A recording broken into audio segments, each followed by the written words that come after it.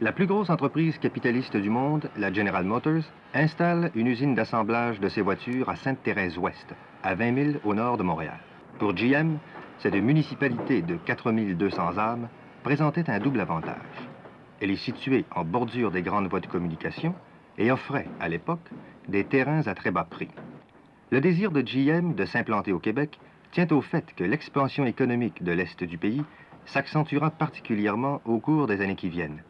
Cependant qu'à l'heure actuelle tout au moins, les salaires versés par la compagnie au Québec sont inférieurs de quelque 25 aux salaires versés en Ontario pour des fonctions identiques. Le 1er mai 1964, l'annonce officielle de la venue de GM était faite.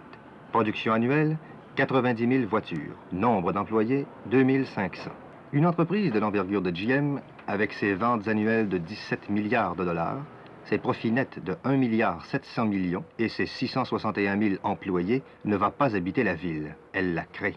Tomber du ciel, pareil manne, fait rêver. Le salaire des employés, tout en étant satisfaisant, ne permettra qu'à un très petit nombre d'employés de s'acheter une maison.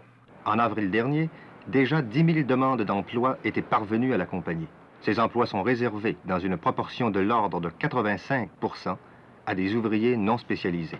Le salaire annuel pour les non spécialisés est de 4 000 $. C'est un revenu stable, mais bas.